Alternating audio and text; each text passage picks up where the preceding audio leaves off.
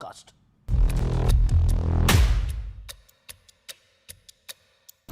Allow me to speak in parliament. You will see what an earthquake is going to come. India should be preparing itself not just for COVID virus, but for the economic devastation that is coming. It's like a tsunami is coming. Rahul Gandhi ने एक बार फिर डराने वाली चेतावनी दे दी है। उनका कहना है कि देश आर्थिक संकट से जूझ रहा है। ऐसे में मोदी सरकार या तो गिर सकती है या देश में इमरजेंसी लग सकती है और कांग्रेस भी उनके दावे के साथ खड़ी दिख रही है। भयंकर आर्थिक सुनामी अब आ रही है। जनता के प्रेशर को ये सप्रेस करने की कोशिश करें, इमरजेंसी जैसी चीज कर दें, हो सकता है। और आप देखना, मेरे अंदाजे से, मेरा असेसमेंट है, 1 साल के अंदर मोदी जी प्राइम मिनिस्टर नहीं होंगे। राहुल जी ने जो कहा है, क्या वो दिख नहीं रहा? डॉलर 100 रुपए पहुंच रहा है, पेट्रोल 100 क्रॉस कर चुका है, पूंजी निवेश रुक गया है, चारों तरफ बर्बादी के लक्षण दिखाई दे रहे हैं। तो जवाब में बीजेपी और एनडीए के साथी दल भी राहुल गांधी को अराजक बता रहे हैं। उनका कहना है कि राहुल गांधी का बयान देश विरोधी है।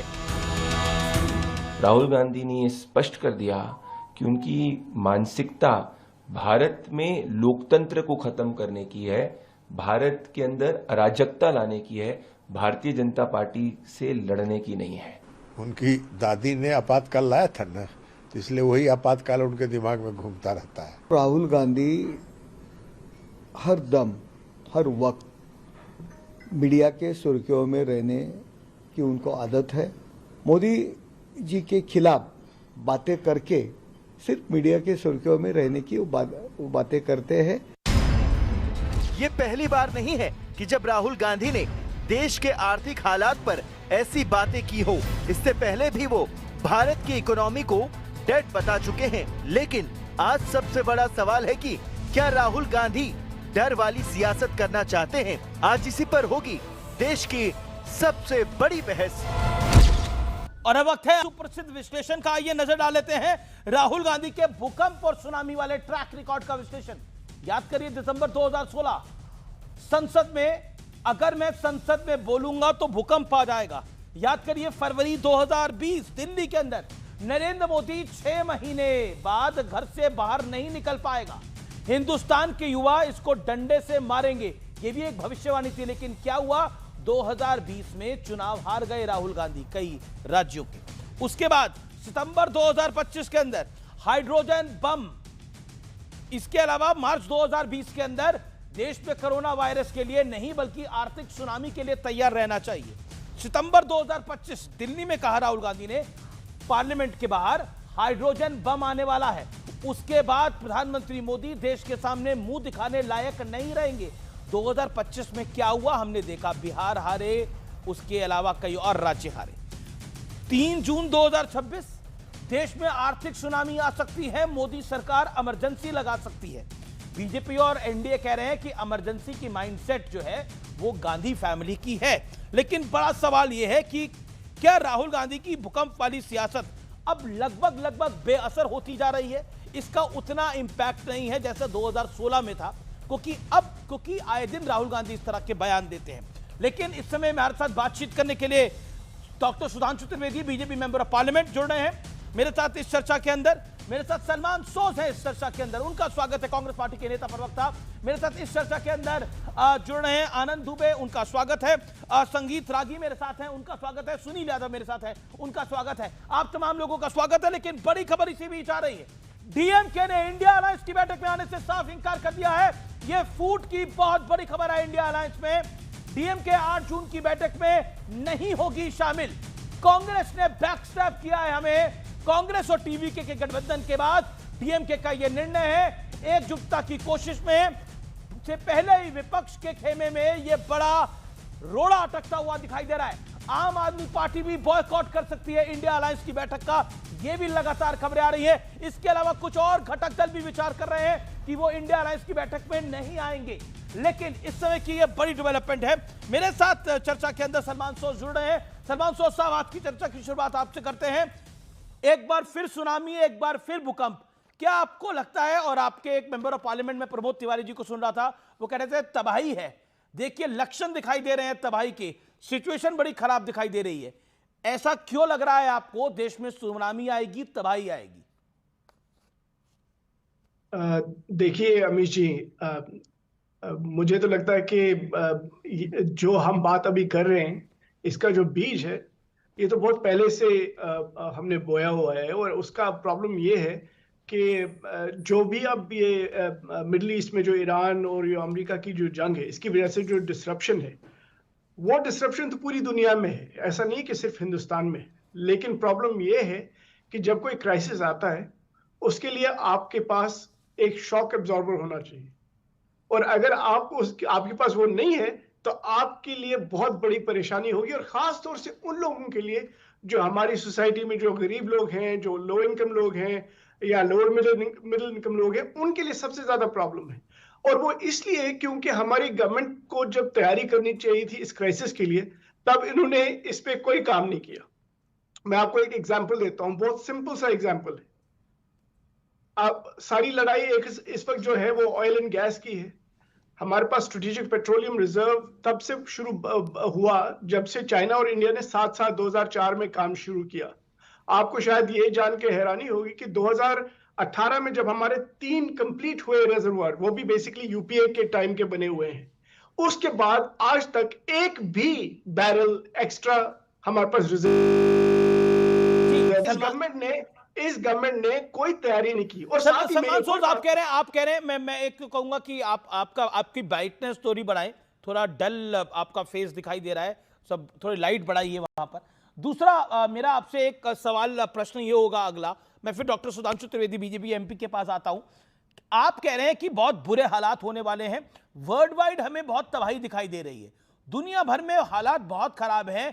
भारत की स्थिति, चाहे वो इन्फ्लेशन के हिसाब से बोलिए, चाहे वो फ्यूल प्राइसेस के हिसाब से बोलिए, उतनी खराब नहीं दिखाई दे रही है। अब हाँ, उसका मैं आपको जवाब देता हूं जी। पहली बात है कि अभी तो आपने कुछ देखा नहीं है, फ्यूल प्राइसेस तो बढ़ रहे हैं और बढ़ते जाएंगे। आपको शायद ये याद नहीं कि 2022 में 16 दिन में 14 बार फ्यूल प्राइसेस इंक्रीज हुए थे। तो अभी वो आपको लगता जो है वो वैसा है नहीं, इन्फ्लेशन भी बढ़ेगी और बढ़ रही है, ये भी आपको पता होना चाहिए। दूसरी बात, नहीं, राहुल गांधी जी ने तो बोला था, राहुल गांधी ने जो 2016 में बोला था भूकंप आएगा मैं पार्लियामेंट में बोलूंगा, तो लेकिन भूकंप आया नहीं। फरवरी 2020 में बोला कि नरेंद्र मोदी 6 महीने बाद घर से बाहर नहीं निकल पाएगा, हिंदुस्तान के युवा उसको डंडे मारेंगे, लेकिन डंडे नहीं मारे। 2020 के बाद आप कितने चुनाव हारे हैं मुझे आपको बताने की आवश्यकता नहीं है। आर्थिक सुनामी आएगी, मार्च 2020 में एक बार फिर बोला कि तैयार रहना चाहिए। ये कोरोना वायरस नहीं है, आर्थिक सुनामी है, देश तबाह हो जाएगा, लेकिन देश वहीं का वहीं खड़ा है। हाइड्रोजन बम फटने वाला है सितंबर 2025, लेकिन हाइड्रोजन बम नहीं फट पाया। क्या आपको लगता नहीं है ये कई सारे बयान हैं? मेरे पास और भी बड़ी लिस्ट है। इंग्लैंड में क्या बोला, नहीं मैं यूएस में क्या बोला, मैं आपको एज एन इकोनॉमिस्ट ये बताता हूं कि जो आप इंडिया कांग्रेस की के हालात है, इकोनॉमिस्ट नहीं है आप, नहीं मैं प्रवक्ता मैं स्पोक्स पर्सन और इकोनॉमिस्ट दोनों की हैसियत से बताता हूं आपको कि यहाँ पे इन्फ्लेशन जो है, महंगाई काफी बढ़ने वाली है हिंदुस्तान में, काफी। दूसरी बात, आप ये देखिए कि जो हमारा रुपया जो है वो एशिया की सबसे कमजोर इस वक्त करेंसी है, और उसका डायरेक्ट इंपैक्ट होता है, जो डिप्रिसिएशन होती है उसका डायरेक्ट इंपैक्ट इन्फ्लेशन पे आता है, वो भी आपको याद रखना चाहिए। जब आपके डीजल और पेट्रोल की कीमतें बढ़ेंगी, जब आपकी गैस की कीमत बढ़ेगी, उससे आपकी पूरी इकोनॉमी में असर पड़ेगा। तो जो राहुल जी कह रहे हैं वो सही कह रहे हैं। अगर आप राहुल जी जो कह रहे हैं, मैंने तो बताया 2016 से 2026 तक 10 साल जी में राहुल जी ने जो जो बोला उसमें कुछ सत्य नहीं हो पाया है, लेकिन इमरजेंसी कैसे आएगी? मैं अब देखिए, अब बीजेपी का हक बनता है जवाब देने का। आपने लगभग 4 मिनट बोला, 3.5 मिनट बोला, अब बीजेपी का हक बनता है जवाब देने का 1-1.5 minute. Doctor Sudhanshu Trivedi member of parliament है, आप भूकंप आने वाला है, तबाही आने वाली है, प्रमोद तिवारी कह रहे हैं कि लक्षण दिखाई दे रहे हैं बुरे हाल होने के हिंदुस्तान के, जवाब क्या है डॉक्टर सुधांशु त्रिवेदी? देख अमीश जी, पहली बात तो मैं कहना चाहूंगा कि ये राहुल गांधी की बातों को कितना गंभीरता से लिया जाना चाहिए, आप सोच लीजिए। मैं 4-5 वानगी बता रहा हूं, उस समय की भी, जब ये विपक्ष में, जब ये सत्ता पक्ष में थे। 2009 अगस्त में इन्होंने जाके अमेरिका के राजदूत से कहा कि लश्कर तैयबा जैसे मोहम्मद उतना बड़ा खतरा नहीं है जितना हिंदू आतंकवाद खतरा है। उसी दौर में बोला कि मंदिर में लोग लड़कियां छेड़ने के लिए जाते हैं। 2011 जुलाई में इन्होंने बोला आतंकवाद पे नियंत्रण करना पूर्णतः संभव ही नहीं है। अब आप सोचिए इनकी मतलब बातों पे क्या कहा जाए। ये वो व्यक्ति हैं जिन्होंने 2022 में जाके मई में इंग्लैंड में ये बोला था बस भारत में बारूद केरोसिन छिड़क गया है, बस किसी भी समय विस्फोट होगा, और 4 साल से वो दिया सलाई सीली हुई दिया सलाई लिए हुए विस्फोट का इंतजार कर रहे हैं। ये वो व्यक्ति हैं जिन्होंने जाकर 2022 में ही इंग्लैंड में बोला India is not nation, it is a union of state like European union. ये वो व्यक्ति हैं जिन्होंने कि मार्च 2023 में इंग्लैंड से जाके कहा why the defenders of democracy Europe and America are silent, they are not interfering in India. तो मुझे लगता है जिस प्रकार की बातें राहुल गांधी जी बाहर जाके करते हैं, मुझे लगता है कि वो उनकी समझ के ऊपर सवाल उठाते हैं। ये वही राहुल गांधी हैं जिन्होंने जाके जुलाई 2024 में टेक्सास में यूनिवर्सिटी ऑफ डेलस में कहा कि भारत में बेरोजगारी बहुत बुरी तरीके से बढ़ गई है और चाइना ने कंट्रोल कर लिया। अभी इमरजेंसी क्यों दिखाई दे रही है राहुल गांधी को? जाके चेक करिएगा। अभी इमरजेंसी क्यों दिखाई दे रही है? आपातकाल लगेगा। उसका भी रीजन आपको बता रहा हूं। ये वाक्य पूरा कर लूं, उसके बाद अगले वाक्य में आपके प्रश्न का उत्तर है और देश की जनता भी समझ जाएगी उस विषय को। देखिए, जनवरी 23 से लेकर जुलाई 23 तक इतनी बेरोजगारी बढ़ी चाइना में कि 21% हो गई। चाइना ने अपना डाटा देना बंद कर दिया। फिर जनवरी 24 से नए सिरे से डाटा देना शुरू किया, फिर जुलाई 24 तक 17% हो गई। और ये बेशर्मी के साथ ये कह रहे थे उस अगस्त सितंबर 2024 में डेलस में कि चाइना ने कंट्रोल किया। अब बताता हूं आज ही क्यों कह रहे हैं। अमीश जी, सुनामी आनी नहीं है। एक बात तो मैं कहूं, प्रॉब्लम क्या है कि राहुल गांधी घबरा गए। कारण क्या है? सत्ता तो आई नहीं, गठबंधन टूट गया, अब डीएमके से भी इनका साथ छूट गया। अब दक्षिण भारत में मुस्लिम लीग के अलावा एक गठबंधन सहयोगी नहीं बचा। मैं विनम्रता और दृढ़ता से दक्षिण भारत में है तो पूरी की पूरी कांग्रेस, तेलंगाना में कांग्रेस, कर्नाटक में कांग्रेस, केरल में कांग्रेस, तमिलनाडु में कांग्रेस, पूरा दक्षिण भारत में तो कांग्रेस ही है आज की डेट के अंदर। हो क्या गया है कि जो कुछ तृणमूल कांग्रेस के साथ हो रहा, जो शिवसेना यूबीटी के साथ हो चुका, उसे देखकर अब राहुल गांधी इस कदर घबरा गए हैं कि सरकार तो रही नहीं, गठबंधन ध्वस्त हो गया, अब अपनी पार्टी को बचा ले।